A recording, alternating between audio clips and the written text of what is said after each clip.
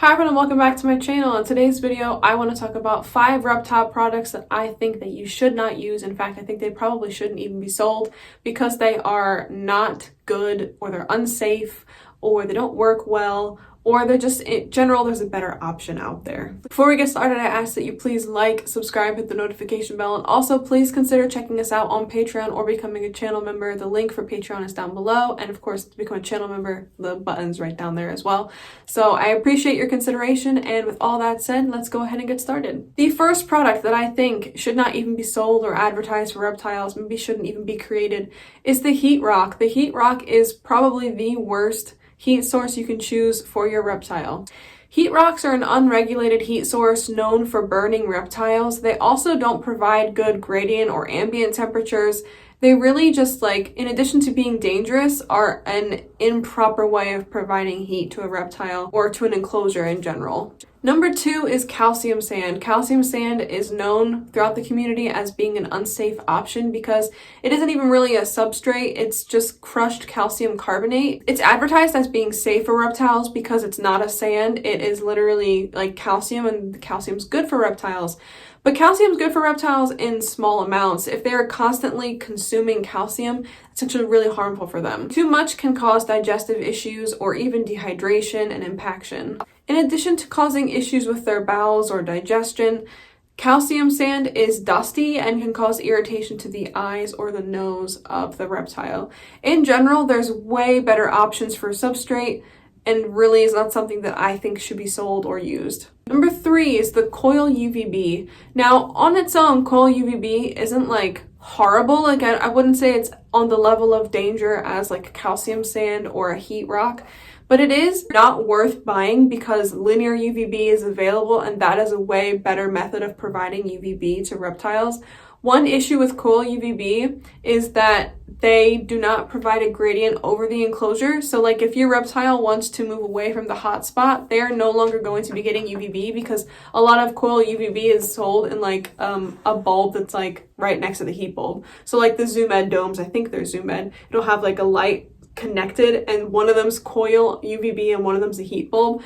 So the way that reptiles getting UVB is only if they're accessing their heat. But if they're on the cool side of the enclosure, or if they're in the gradient somewhere in between, they're not getting access to UVB, and that isn't natural because in nature they'd still get sunlight even if they were cooling down. When it comes to species like a bearded dragon or a Eurymastix or some sort of like diurnal basking lizard that really requires a strong UVB, the coil isn't a great option because in a species that requires such solid UVB, to use a Coil UVB is like risky.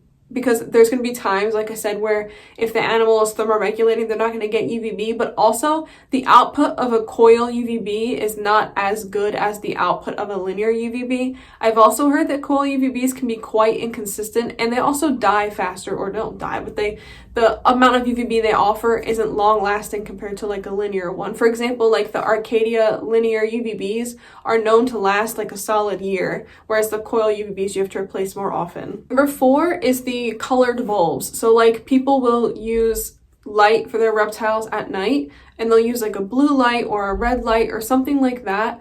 And the idea behind it is like, oh, you can watch your reptile at night. Oh, your reptile can now see at night. But the thing is, reptiles, especially ones that are nocturnal or crepuscular, are already well adapted to be able to see in completely dark conditions.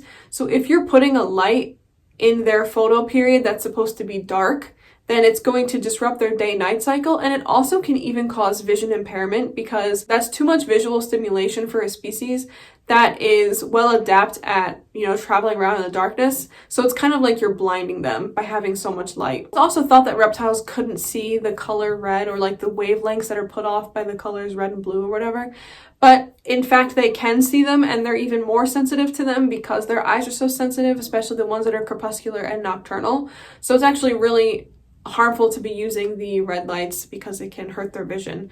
And on top of that, also disrupts their day-night cycle, which is very important. And finally, for my number 5, this isn't a dangerous option, but they're completely worthless.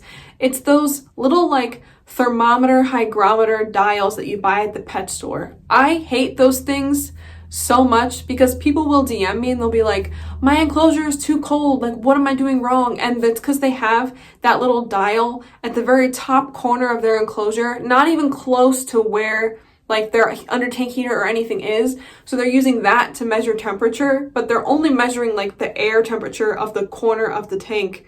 Like, it's completely incorrect way of measuring temperature. Measuring temperature and humidity, like humidity is one thing. There should be a gauge, but a lot of times those gauges are inaccurate, and also they like stick to the back of the tank. And I've seen cases where like a snake or another animal has gotten stuck to this sticky side on the back because it's fallen off the glass or they've pushed it off.